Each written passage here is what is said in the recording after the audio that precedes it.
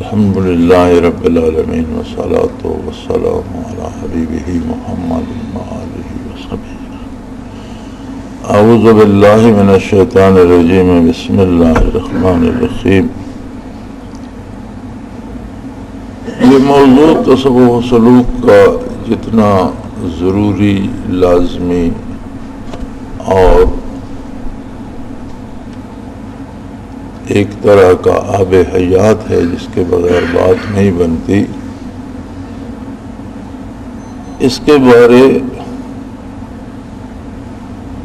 کچھ لکھنا یا کچھ کہنا اتنا ہی مشکل بھی ہے، اور بے شمار کتابیں اس پہ ملتی ہیں، لیکن ان میں کم از کم 99% صرف قصے کہانیاں، خود لکھنے والے کو بھی پتہ نہیں میں کیا لکھ رہا ہوں، اور لوگ بھی اس بات پہ خوش ہوتے ہیں کہ عجیب و غریب واقعات لکھے جائیں۔ کچھ ہوتے بھی ہیں عجیب و غریب واقعات، اور پھر انہیں بڑھا چڑھا کر کچھ اس انداز سے پیش کیا جاتا ہے کہ انسان کے لیے ایک بہت بڑا مشکل کام ہے کہ محض ایک ہستی کے کہنے پر وہ ایسے معبود، ایسے خالق، ایسے قادر کو مان لے جس کی اس کے پاس کوئی مثال نہیں، جسے وہ دیکھ نہیں سکتا، جس کی بات نہیں سن سکتا، جس کی کوئی تصویر نہیں، اس کے پاس کوئی مثال نہیں، کسی طرح سے اس کی ذات، اس کی صفات کو وہ بیان نہیں کر سکتا، تو اس کے مقابلے میں جو چیزیں سامنے نظر آتی ہیں، ایک شخص حکمران نظر آتا ہے، اس کے پاس اختیارات ہیں، طاقت ہے، ایک دولت مند نظر آتا ہے، اس کے پاس ہر ایک کو نظر آتا ہے اس کے پاس دولت ہے۔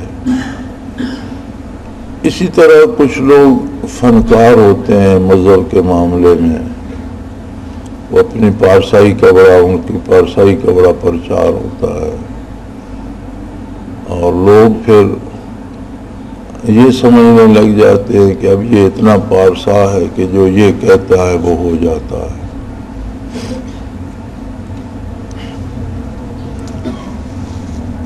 تو اکثر انسان اندیکھے خدا کو ماننے کے لیے تیار نہیں ہوتے۔ اکثریت جو ہے وہ جو چیزیں اس کے علم، عقل اور اس کی نگاہ کی قید میں آتی ہیں ان پہ زیادہ بھروسہ کرتا ہے۔ اور یہ بھی بڑی عجیب بات ہے کہ کسی کے پاس کتنی بڑی دولت ہو، وہ کوئی بانٹتا پھرتا ہے، ساری عمر اس کی خدمت کرتے رہو تو آپ کو اس میں سے حصہ تو نہیں دیتا۔ جس کے پاس اختیار ہے اس کے پاس فریاد کرتے رہو، اسے کوئی خاص فرق نہیں پڑتا۔ بہت کم ہے کہ کسی کی بات کی طرف ایسے لوگ توجہ دیں۔ اسی طرح جو ایک لبادہ بناوٹی اوڑھ لیتے ہیں اور خدائی صفات میں شریک ہو جاتے ہیں، تو ان لوگ ان کی اول فول باتوں کو بھی معنی پہناتے رہتے ہیں۔ یہاں ہمارے قریب ہی ایک شخص پاگل ہوتا تھا، ہم نے تو جب دیکھا تب سے وہ پاگل تھا، اسے ہوش نہیں تھا، کھانے پینے کا، پیشاب پاخانے کا بھی پتہ نہیں تھا، لباس کا بھی پتہ نہیں تھا۔ لوگ بیٹھے ہوتے تھے اس کے گردا گرد اور وہ بیٹھا پیشاب کر دیتا تھا، ننگ دڑنگ بیٹھا ہوتا تھا۔ سردیاں آ جاتی تھی تو کوئی کمبل دے دیتا، سردی لگتی تو کمبل لپیٹے رکھتا تھا، گرمی میں ویسے ہی بیٹھا ہوتا تھا۔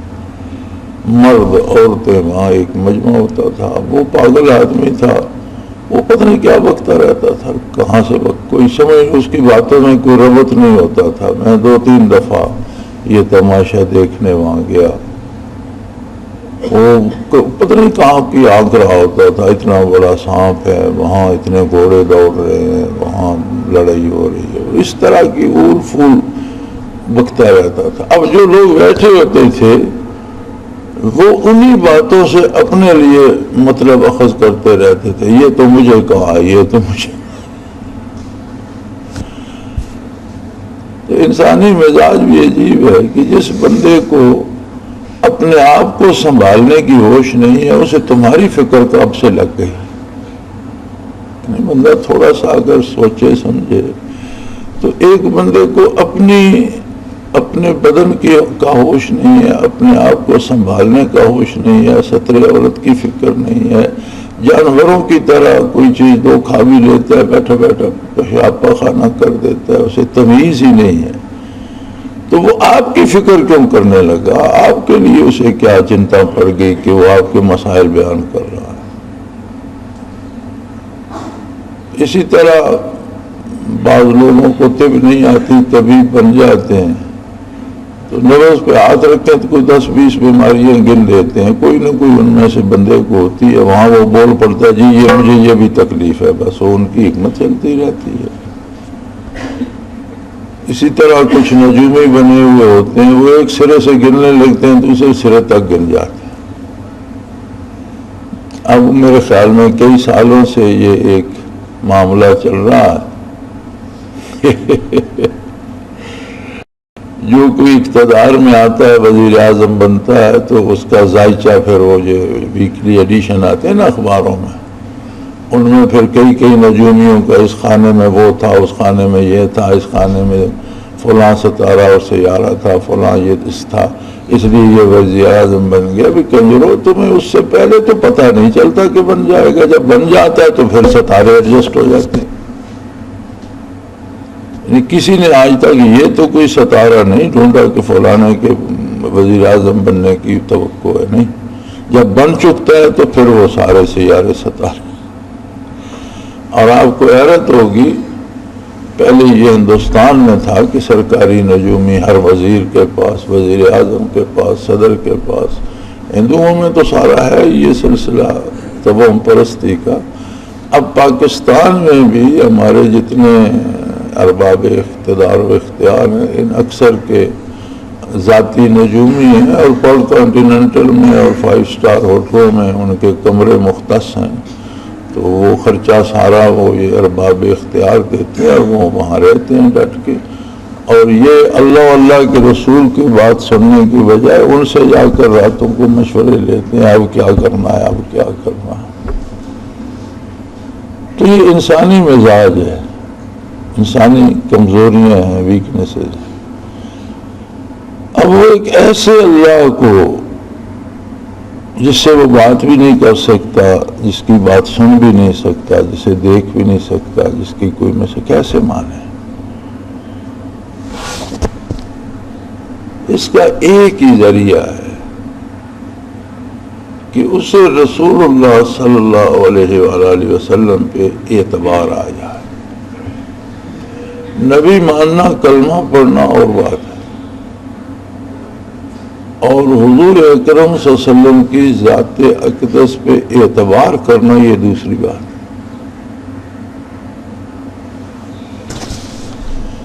ہم لوگ کلمہ پڑھنے کے باوجود اپنے تجربے سے تو سیکھ لیتے ہیں، حضور کے ارشادات سے نہیں سیکھتے۔ جب کوئی کام کرتے ہیں نقصان ہوتا ہے تو اس سے تو ہم کچھ نہ کچھ سیکھتے ہیں، لیکن جب حضور صلی اللہ علیہ وسلم نے منع فرما دیا اس سے نہیں سیکھتے۔ ہم اس سے سیکھتے تو سارا ملک سود کیوں کھاتا؟ بڑے بڑے پارساں، بڑے بڑے نیک، ہمارے ایک حاجی صاحب ہوتے تھے، وہ تہجد کے لیے مسجد جاتے تھے اور اشراق پڑھ کے آتے تھے، اور زور کے لیے جاتے تو عموماً عصر پڑھتے، مغرب پڑھتے، عشاء پڑھ کے آتے تھے، تلاوت کرتے رہتے تھے، یہ ذکر کرتے۔ گزارا اس بات پہ تھا کہ پیسے فکس جمع ہیں، ماہوار سود اس پہ آتا ہے، اس پہ کھا رہے ہیں۔ تو ایک دن کسی نے کہا کہ آپ اتنی عبادت کرتے ہیں، اتنی محنت کرتے ہیں اور کھانا پینا اوڑھنا بچھانا سود ہے، تو بڑے ناراض ہوئے کہ ملک میں نظام ایسا ہے تو میں اکیلا کیا کر سکتا ہوں، میں کہاں سے کھاؤں۔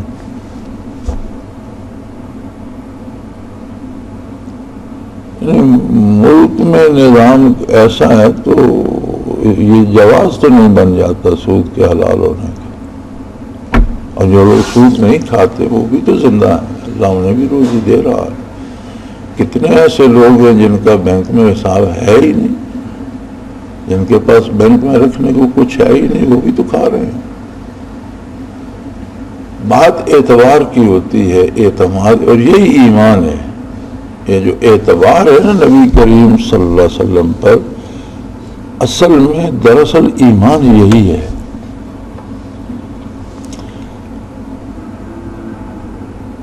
اب اس کے دو طریقے ہیں۔ اعتبار کرنے کے لیے جاننا شرط ہے، آپ بندے کو جانتے ہوں گے، اس کی خوبیوں سے واقف ہوں گے تو اعتبار کریں گے، جانتے ہی نہیں تو اس پہ اعتبار کیسے کریں گے؟ تو اس کا مطلب یہ ہے کہ معرفت حق کے لیے معرفت پیغمبر صلی اللہ علیہ وسلم بنیاد ہے۔ جاننے کے لیے آپ کی سوانح مبارک کو پڑھیے، آپ صلی اللہ علیہ وسلم کے حالات پڑھیے، بچپن سے لے کر وصال تک کی حیات طیبہ کو پڑھیے، زندگی مبارک کو پڑھیے، آپ سے ذاتی شناسائی پیدا کیجیے، آپ ذاتی طور پر جانتے ہوں کہ محمد الرسول اللہ صلی اللہ علیہ وسلم کون ہستی تھی، کیسی ہستی تھی جس نے نبوت اور رسالت کا دعویٰ کیا، کہاں پیدا ہوئے، کن لوگوں میں پلے بڑھے، وہ لوگ کیا تھے، حضور اکرم صلی اللہ علیہ وسلم کیا تھے، معاشرہ کیسا تھا، اس میں ایک اکیلی ہستی کیسے تھی، پھر جب آپ نے اعلان نبوت فرمایا تو کیوں فرمایا، پھر کیسے وہی نازل ہوئی اور ماحول کیسا تھا، کتنا مشکل کام تھا اعلان نبوت اور توحید باری کا اعلان، پھر اس میں کتنی قربانیاں، کتنی مشکلات حضور اکرم صلی اللہ علیہ وسلم نے اور آپ کے ان خادموں نے جنہیں مکی زندگی میں آپ کی رفاقت نصیب ہوئی، ایمان نصیب ہوا، کتنے ابتلا، کتنی آزمائشیں، کتنی مصیبتیں سہی۔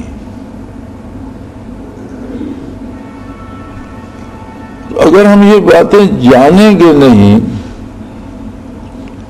تو جو اعتبار آقا نامدار صلی اللہ علیہ وسلم پہ ہونا چاہیے وہ ہمیں نہیں نصیب ہو۔ دوسرا، دو ہی طریقے۔ دوسرا طریقہ ہے کہ وہ برکات دل میں آئیں جو حضور اکرم صلی اللہ علیہ وسلم نے بانٹی۔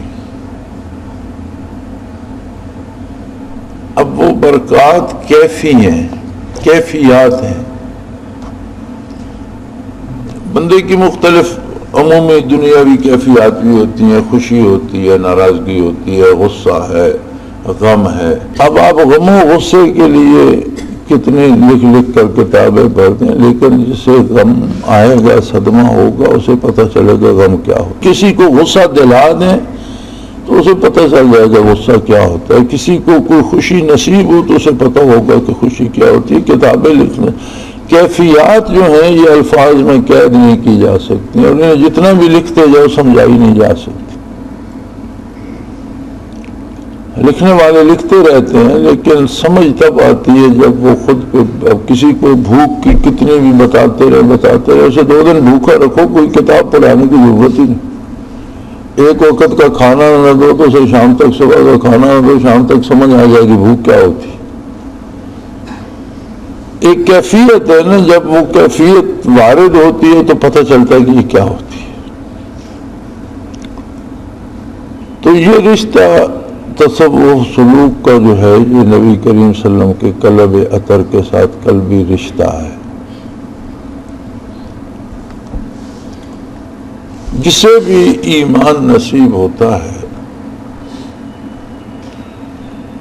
تو ایمان بھی کلمہ طیبہ نصیب ہونا بھی سلوک و تصوف کا حصہ ہے اور ابتدا ہے.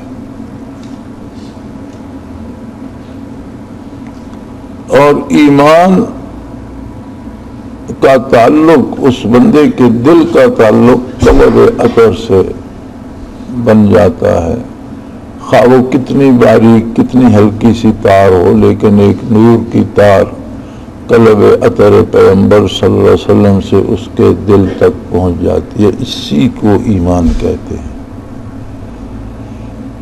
بظاہر تو کلمہ زبانی اس نے پڑھا، اس کے دل نے تصدیق کی. یہ جب دل تصدیق کرتا ہے تو اسی بات کی تصدیق کرتا ہے جب اس کا اپنا رشتہ استوار ہوتا ہے.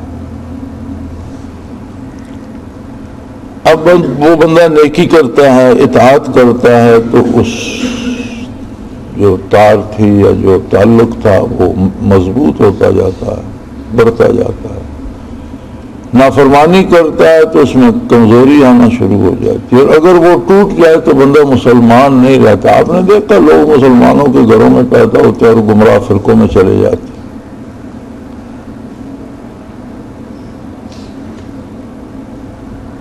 اس کا سبب یہی ہوتا ہے کہ وہ رشتہ ٹوٹ جاتا ہے، وہ کوئی بھی گمراہ فرقہ میں اچک لیتا ہے.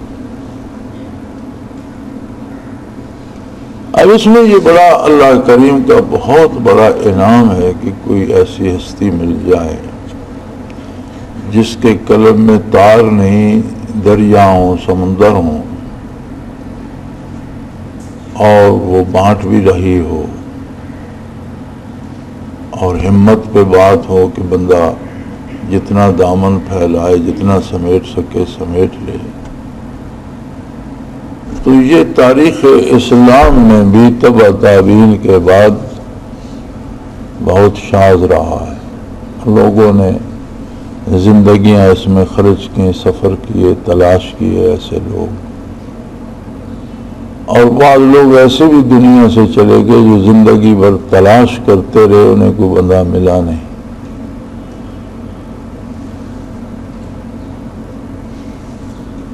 تو عجیب بات ہے کہ ہم تو تلاش میں نہیں نکلے تھے، ہمیں تو شیخ نے بتایا کہ میرے پاس یہ دولت ہے، آ جاؤ تم بھی لے.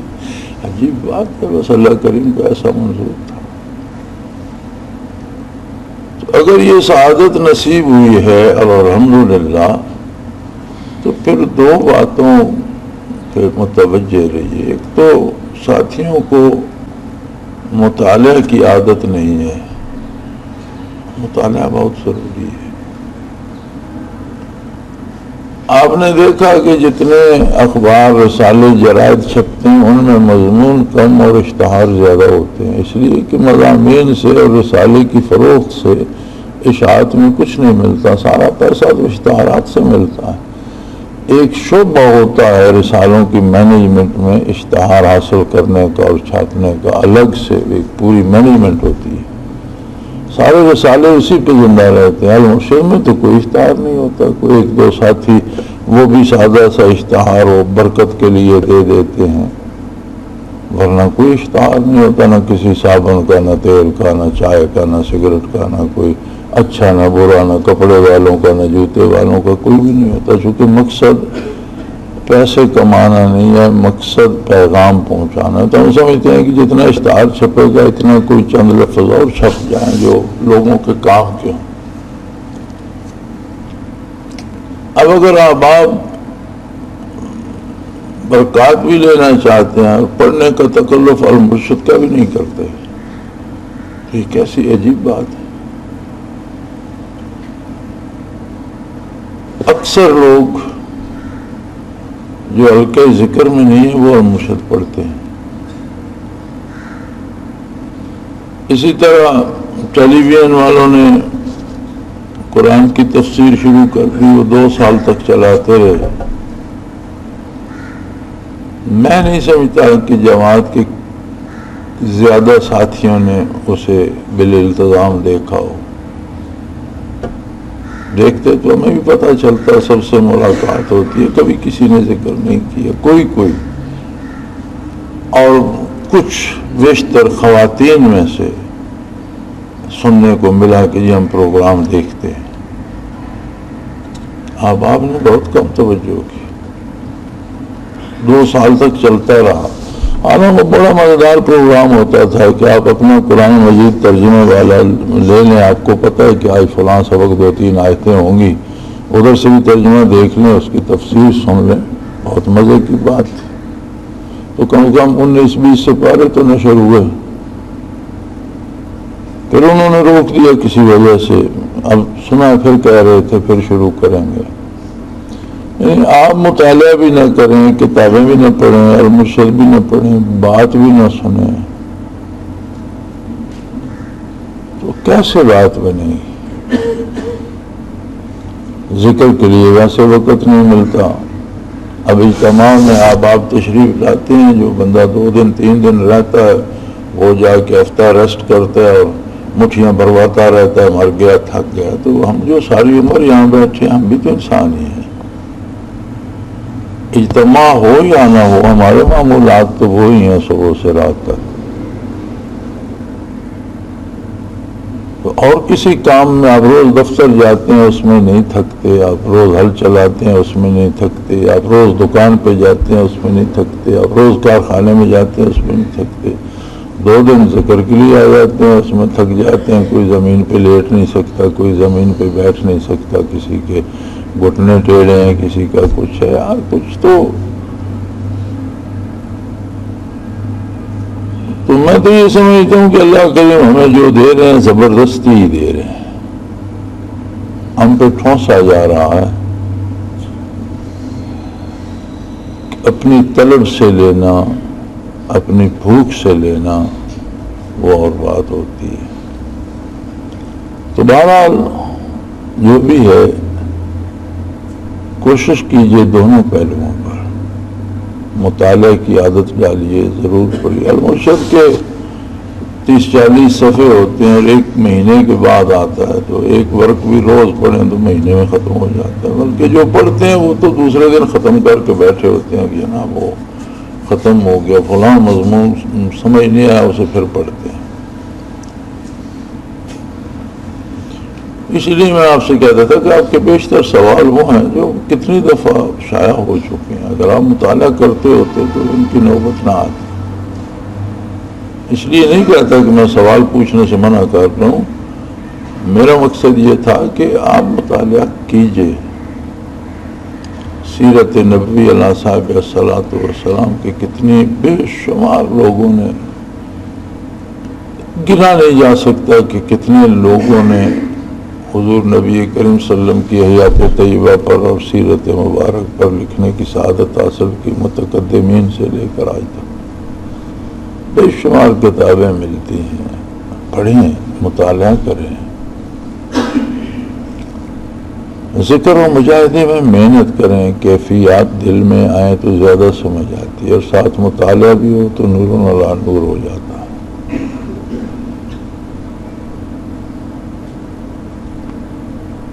اور عجائبات کا صدور معیار نہیں ہے، معیار اصلاح نفس اور اصلاح قلب ہے۔ جتنا یقین پختہ ہو، جتنا اعتبار نصیب ہو اللہ کے رسول صلی اللہ علیہ وسلم پر، اتنا سمجھیں کہ ذکر سے فائدہ ہو رہا ہے۔ اور جس قدر اعمال و کردار میں اللہ اصلاح کی توفیق دے، گناہ سے ڈر لگنے لگے، نیکی پسند آنے نیکی کی طلب آئے، کیونکہ مان تو آخر سارے جائیں گے، بات یہیں آ کے اٹک جائے گی کہ میدان حشر میں تو سارے کافر بھی کہیں گے کہ ہم نے جنت دوزخ بھی دیکھ لی، بار الہ تیری بارگاہ بھی دیکھ، اب ہمیں دنیا میں بھیج دیکھ، ہم کیسی عبادت کرتے ہیں کتنے۔ فرمایا وہ ماننا وہ تب تھا جب میرے نبی کے کہنے پہ مانتے، اب دیکھ کے تو انکار کرنے کی گنجائش ہی باقی نہیں رہ جاتی۔ تمہارے پاس چوائس جب تھی تب تم نے انکار کیا، اب تمہارے پاس چوائس ہی کوئی نہیں تو اب مانو گے نہیں تو کیا کرو گے؟ اب ماننے کا کوئی فائدہ نہیں، اب جاؤ جہنم۔ تو اللہ کریم توفیق دے تو دونوں پہلوؤں پہ محنت کیجیے. روزی بھی کمانا ہے، بچے بھی پالنے ہیں، زندگی کے سارے بکھیڑے ہیں اور سارے کرنا ہے. لیکن اگر ان پہ اطاعت پیغمبر کی چھاپ لگ جائے تو یہ سارے رکوع و سجود بن جاتے ہیں. آپ صلی اللہ علیہ وسلم نے فرمایا کہ مومن جو اپنے بچوں کو کھانا دیتا ہے وہ بھی اس کا صدقہ شمار ہوتا ہے، اس پہ بھی اسے ثواب ملتا ہے. تو اس لیے یا رسول اللہ یہ تو اس کے ذمہ واجب تھا نان و نفقہ. تو فرمایا واجب کی تعمیلی عبادت ہوتی ہے. اب نماز فرض ہے تو نماز کی ادائیگی عبادت ہے نا. تو اگر نان و نفقہ واجب ہے تو واجب کی ادائیگی عبادت ہے نا. تو بچوں کو کھانا کھلاتا ہے تو اس کو اللہ اس کا اجر بھی دیتا ہے. یعنی زندگی کا ہر کام عبادت بن جاتا ہے اگر اس پہ نبی کریم صلی اللہ علیہ وسلم کی اطاعت کی چھاپ لگ جائے. تو کوشش کیجئے، اللہ کریم توفیق دے، ہماری خطاؤں سے درگزر فرمائے. اور 1-2 دن رہ گئے ہیں، سوالوں والی رونق لگائے رکھیے، کچھ نہ کچھ حاصل ہو ہی جاتا ہے. الحمدللہ رب العالمین والصلاۃ والسلام اللہم ربنا لا تقتلنا بغضبک ولا تهلكنا بعذابک واعف عنا اللہم ربنا لا تسلط علینا من لا يرحمنا انت ولینا فی سفرنا وحزننا فی صلی اللہ تعالی علی حبیبہ برحمتک.